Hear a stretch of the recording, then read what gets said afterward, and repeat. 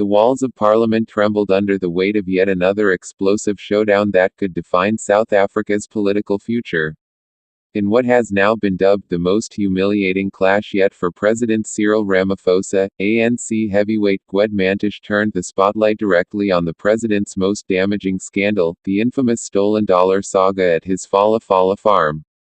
The ANC, already fractured by arrests, defections, and internal betrayals, was forced into a bitter civil war in full view of the public, with Ramaphosa left visibly shaken by the very man who was once counted among his closest allies. The session began with a routine debate, but it quickly derailed into chaos when Mantashe, emboldened by swirling rumors of his own near downfall abroad, launched into a tirade that silenced the chamber. He accused Ramaphosa of betraying not only the ANC but the South African people by hiding vast amounts of undeclared foreign currency, an act that has haunted the president since its exposure.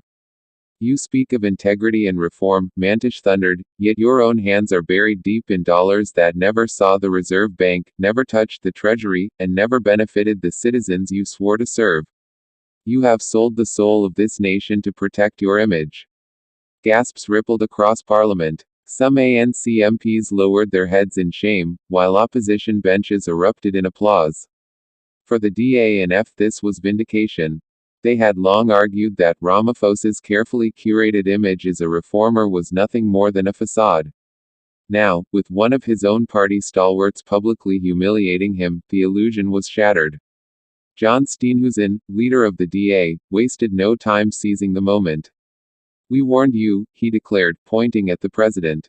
"South Africa cannot be led by a man who hides stolen dollars in sofas while unemployment soars and corruption runs rampant. Even your own comrades are exposing you. How much longer will you insult this nation by clinging to power?" Julius Malema added fuel to the fire, mocking Ramaphosa's silence. "The president who cannot answer where his dollars came from has no right to stand before this house. You are finished." For Ramaphosa, the humiliation was unbearable.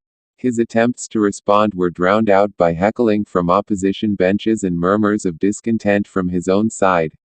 Even his usually loyal backers seemed reluctant to defend him. The president looked cornered, weary, and isolated, a stark contrast to the calm reformer persona he once projected. Outside Parliament, the scandal ignited protests once again. Civil society groups gathered in Cape Town and Johannesburg, chanting for accountability and demanding Ramaphosa's resignation. "No one is above the law," one activist shouted. "If Mantashe can admit the rot, then Ramaphosa must face justice." Social media exploded with the hashtag dollar scandal trending alongside hashtag Ramaphosa resign and hashtag Anchor. The ANC itself appeared to be eating itself alive. Factions loyal to Ramaphosa accused Mantashe of betrayal, suggesting that his humiliation of the president was a desperate ploy to save himself from his own scandals. Others whispered that Mantashe had merely spoken aloud what many within the ANC already believed but dared not say.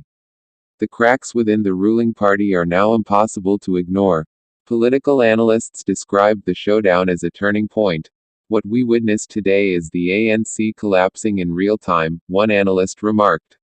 "When party leaders publicly destroy each other over corruption, governance becomes impossible." South Africa is staring at the death throes of an organization that once liberated the nation but now devours itself. For Ramaphosa, the path forward is uncertain and increasingly narrow. Calls for his resignation have grown louder, not only from opposition parties but from within the ANC itself.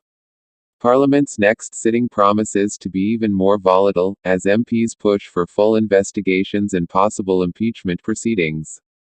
Meanwhile, international observers are watching closely, aware that the stability of South Africa, one of Africa's largest economies, hangs in the balance. As the dust settled on this latest eruption, one fact was undeniable: the president is no longer untouchable. The stolen dollar scandal, once dismissed as an opposition talking point, has now become the weapon wielded by his own comrades to bring him down. The ANC's war has erupted in the open, and Ramaphosa stands at the very center of the battlefield, humiliated, cornered, and fighting for survival. Follow us for more update in South Africa.